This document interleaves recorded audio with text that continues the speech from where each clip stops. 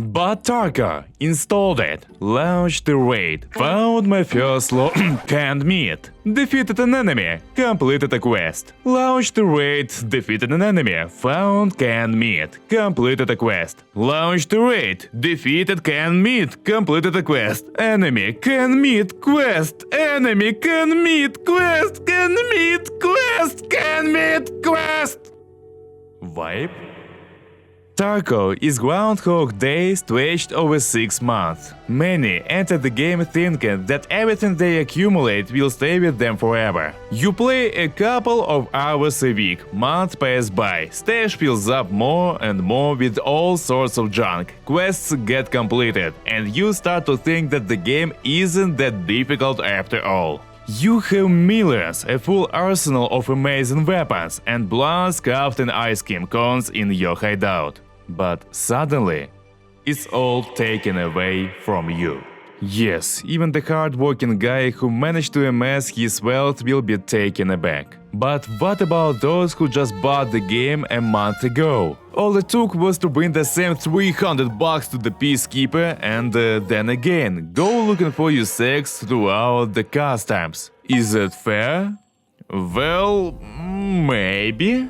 But the main question is, what's the point of playing if everything will be lost? Moreover, is there any point in starting to play if half of the vibe has already passed? 3 months and it's all gone. Let's try to figure it out. Your subscription and like will tell me now how helpful the video is. As much as I wouldn't like to state the obvious, but we play for emotions. In the case of Tarkov, of course, the spectrum is truly unique. But it's more about how the vibe can be divided into 3 conditional episodes. It typically lasts 6 months, so you can think of it as episodes of 2 months each. And what do each of these periods look like? Beginning. You start off as a complete bum. If it's your first vibe, it's all standard. You figured out the game. It beats you up with a tenfold deal. You die from everything. A bot says, "I won't shoot," then slaps you in the face. Mines randomly scattered in the woods.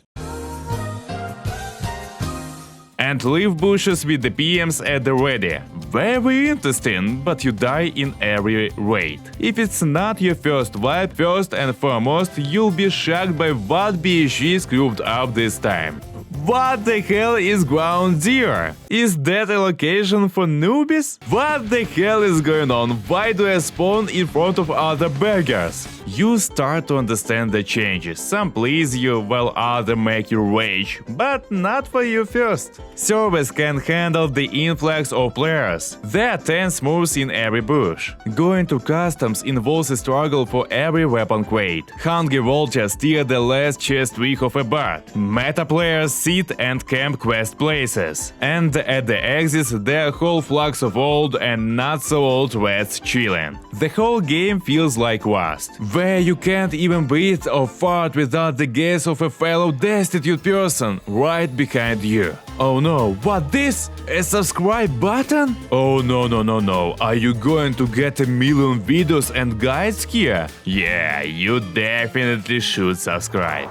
The beginning of the vibe is just the best time for me because the game is alive. But for a newbie, I'm not sure if they share my emotions. After all, I know what's coming next, but they probably think it will always be like this. But it won't be like that.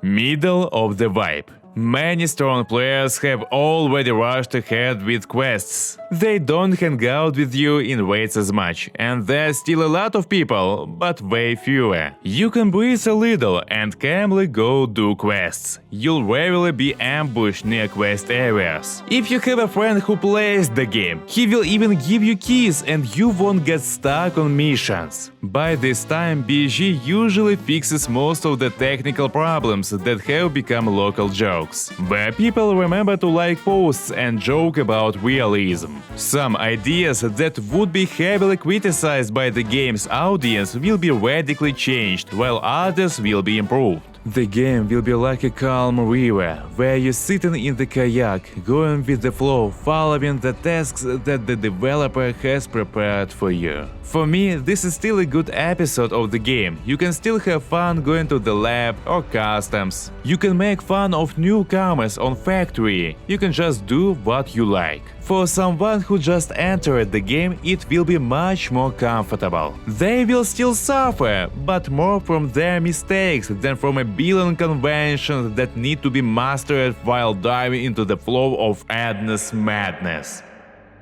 End of the vibe. The beginning of the end is a total pain. Locations are empty. Either you find a high-level player already crazy looking for any victim to tear your chakra apart, or you don't meet anyone at all. Bosses spawn very often, so you can hone your skill of killing them. And it goes on and on. The game is fading away more and more. Those who started at the beginning of the vibe have already leveled everything up and just don't log in. And those who bought the game just now die from guys playing longer. It's a very boring episode. And so it continues until BG wakes up and starts introducing events. Typically, they're so radical that they just break the game's logic. All bosses spawn in one location, some gear is not sold or on the contrary is too accessible. It's like a defibrillator discharged into a corpse. People's interest increases, but it's very short-lived. And if the timing of new events is delayed, people quickly disappear again. After that, at the end comes the vibe. Someone who enters the game at this stage around the 5th month will think that the game is about atmosphere, looting and quest completion.